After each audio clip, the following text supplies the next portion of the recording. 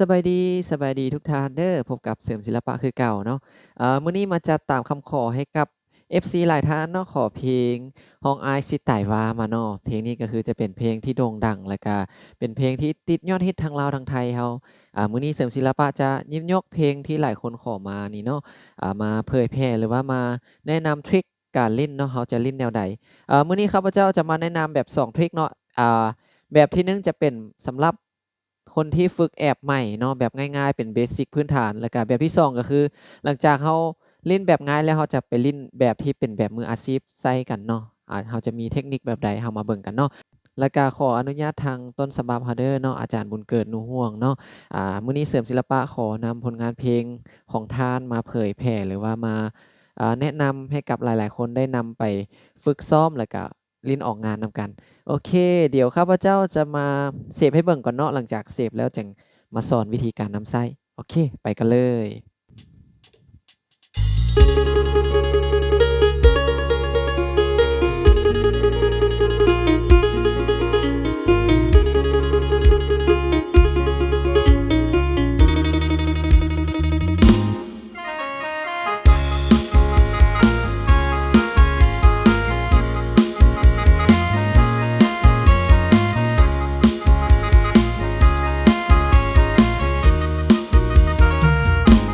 คำหนึ่งกะเท่าอันนี้จะเป็นท่อน intro เนาะหรือว่าท่อนขึ้นเพลงเพลงนี้ต้นฉบับจะเล่นอยู่ในคีย์โดซับโดซับมีลูกอย่างแดเนาะโดซับจะมี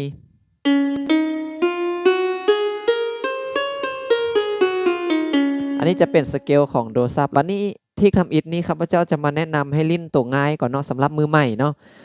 สำหรับมือใหม่นี่ข้าพเจ้าจะแนะนำให้ลิ้นอยู่คอร์ดโดเลยเนาะเพราะว่า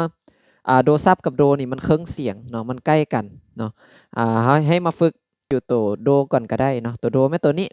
สเกลโด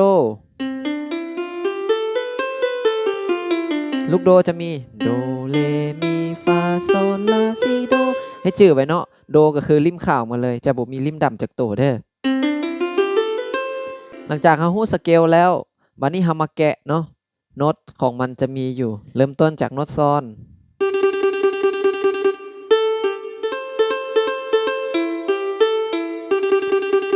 อันนี้เป็นวรรคต้นเฮามาซ่าๆกันเนาะสังเกตเบิ่งมือขวาดีๆเด้อ1 2 3ไป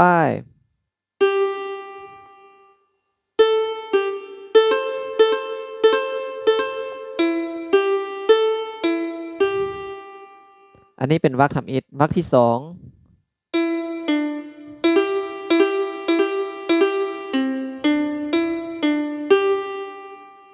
วรรค3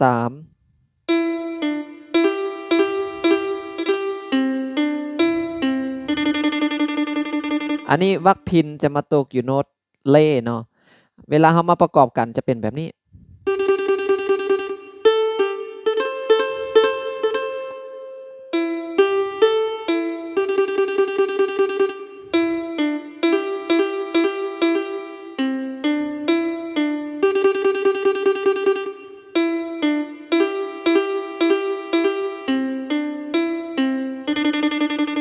มาจบอยู่โน้ตนี้เนาะ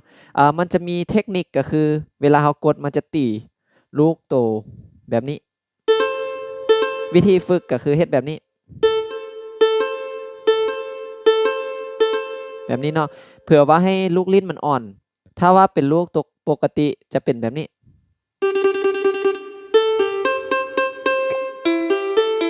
ซึ่งมันถูกอยู่แต่มันจะบ่หวานเนาะฉะนั้นเราใช้เทคนิคปัดลูกไปใส่แบบนี้เลยเนาะให้ฝึกแบบนี้ไปก่อนหลังจากเราฝึกเริ่มได้แล้วเราจึงมาประกอบใส่จะเป็นแบบนี้สำหรับลายพินบัดนี้หลังจากลายพินหมดแล้วมันจะเป็นลายแคนแคนมันก็คือจะเริ่มโน้ตนี้มา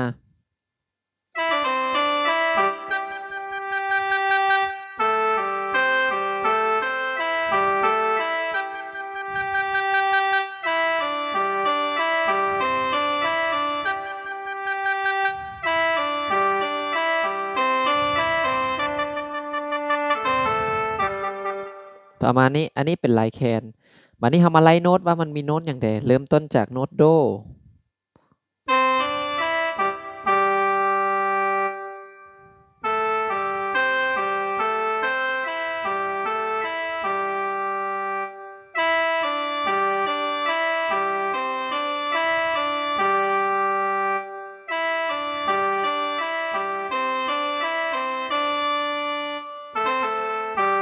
ประมาณนี้เนาะอ่า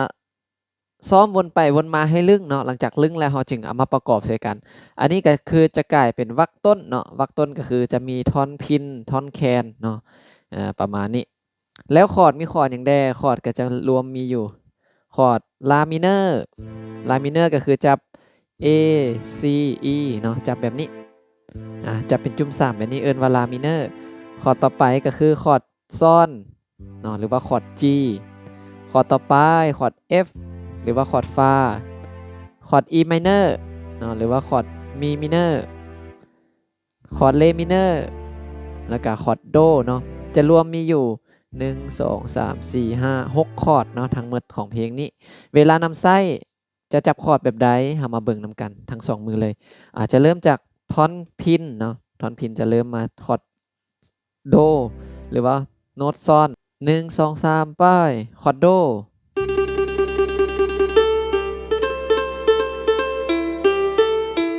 คอร์ดลามิเนอร์คอร์ดโด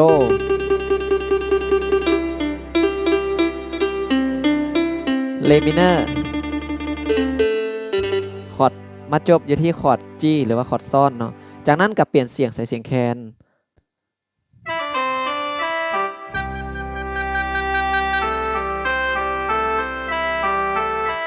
ลามิเนอร์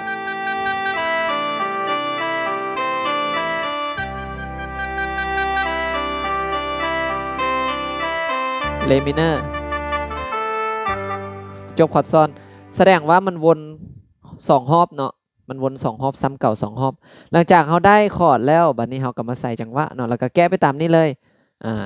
สำหรับไผ่ที่ผมมีจังหวะเนาะแต่ว่าสำหรับไผ่ที่มีจังหวะก็คือเขาจับคอร์ดลากมันแล้วมันจะไปให้เองจะเป็นแบบนี้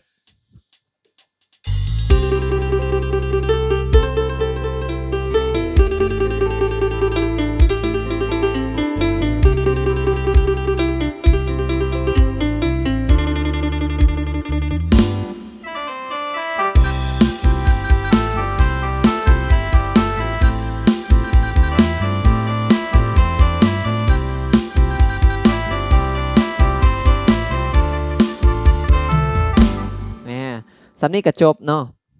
หลังจากท่านฝึกลามิเนอร์ได้แล้วจึงค่อยมาฝึกลาซับมิเนอร์ก็ได้เนาะหรือว่า B flat minor ย้ำขึ้นมาก็คือจะเป็นเครื่องเสียงมาเริ่มจากโน้ตนี้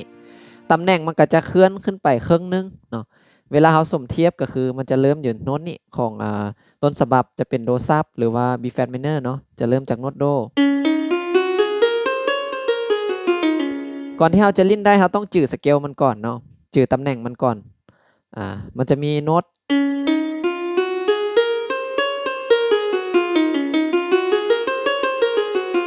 ฝึกให้ลึงมือหลังจากลึงมือแล้วจะมาแกะโน้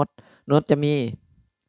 จากโน้ต G ธรรมดาจะเป็น G ซับเนาะให้จื่อง่ายๆก็คือคันขึ้นไปเครื่องเสียงก็คือจะเป็นซับถ้าว่า G ธรรมดาจะเป็น G ซับลาธรรมดาจะเป็นลาซับเนาะฟาธรรมดาจะเป็นฟาซับแบบนี้นะแบบว่าขึ้นไปเทื่อละครึ่งหลังจากเราฮู้จักสมเทียบแล้วเวลาเราไปเราจะจื่อมันจะเป็นแบบนี้โน้ตมัน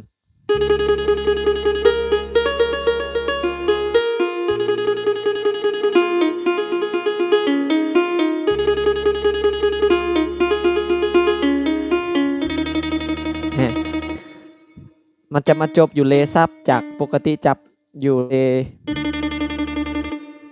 ให้จื่อว่ามันขึ้นไปครึ่งนึงฉะนั้นเวลาเราได้โตธรรมดาแล้วเราเอาไปลิ้นโตยากก็คือให้เราจื่อสมเทียบว่ามันขึ้นไปครึ่งนึงจากเลก็คือจะเป็นเลซับ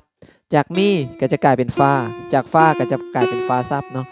หลักๆก็คือให้ฮู้จักสมเทียบแล้วก็ให้จื่อสเกลมันคันเราจื่อเท่านี้ได้แล้วก็โอเคบัดนี้ยังท่อนกลางอีกบัดนี้เนาะเอาไปท่อนกลางจะเป็นแบบนี้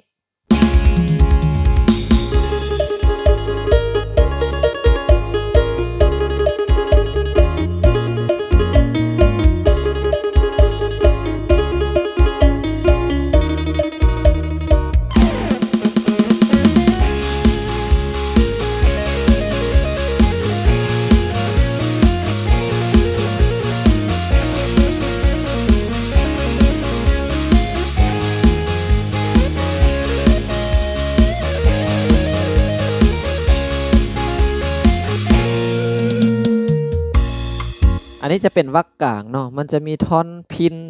แล้วก็ท่อนกีตาร์ไฟเนาะเดี๋ยวเรามาเรียงกันว่ามันมีโน้ตหยังแดเอาตัวคีย์โดก่อนเนาะตัววังกี้ขอโทษขออภัยวังกี้ลงไปเล่นตัวต้นฉบับถ้าว่าเรามาเล่นคีย์โดแห้งง่ายเนาะคีย์โดมันก็จะเริ่มอยู่ตัวนี้คือเก่าเริ่มจากอันแต่กะเราก็มาเทียบเอาจากต้นฉบับมันมีอยู่ซอนซับบีแฟต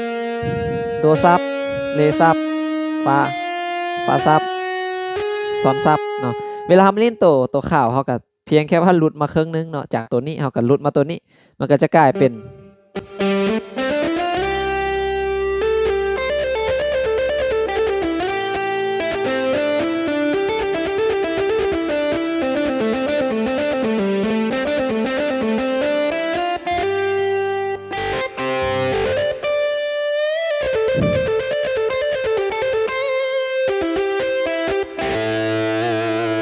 ถ้าเรามาเล่นตัวข่าวแห้งง่ายเนาะเวลาเขาไหลมือมันจะบกคล่อง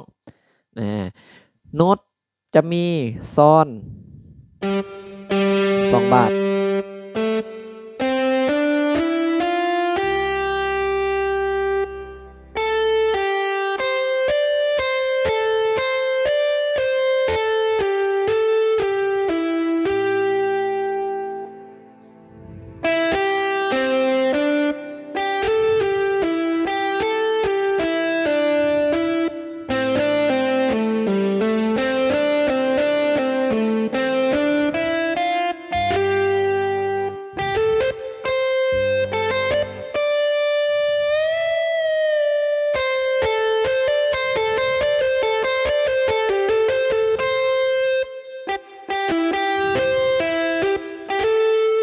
ประมาณนี้เนาะอันนี้เป็นท่อนโซโล่ท่อนกีตาร์เนาะเวลาเขาเล่นไวจะเบิ่งคือว่ายากแต่ว่าเขาเล่นซ่าๆมันก็เป็นโน้ตในสเกลเนาะจะบ่ได้มีอย่างหลายเพียงแค่ว่าเขาเพิ่มความไวขึ้นละแบบเป็นตาย่านเนาะเป็นตาย่านคือย่านสิแกะบ่ได้แต่ที่จริงก็บ่ได้ยากปานใดประมาณนี้เนาะเวลาเขาเล่นมาใส่ตัวต้นฉบับก็คือเพียงยับมาต้นฉบับนี่จะยากหน่อยนึงเพราะว่ามันจะมีโน้ตดำซับกันเนาะจะไปมือยากหน่อยนึงแต่ว่าคันเราฝึกสเกลหลายๆแล้วมันจะไปได้ง่ายจะเป็นแบบนี้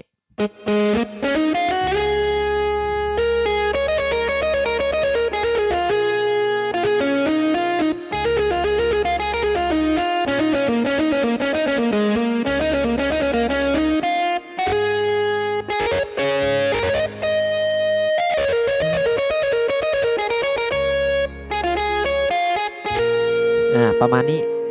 ซึ่งคอร์ดก็จะคล้ายๆคืออินโทรอีกเนาะเพราะว่าเพลงนี้คอร์ดจะบ่ได้ยากปานใดมันจะวนไปวนมาแล้วก็ค่อนข้างซ้ำเก่าเนาะเพราะว่ามันเป็นคอร์ดพื้นฐานที่ให้ลิ้นง่ายแต่ว่าเพลงที่ออกมาหันมันคุณภาพเนาะโดลามิเนอร์โดลามิเนอร์โดซอน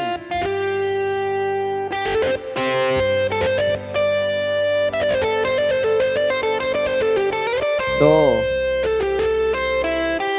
ลามิเนอร์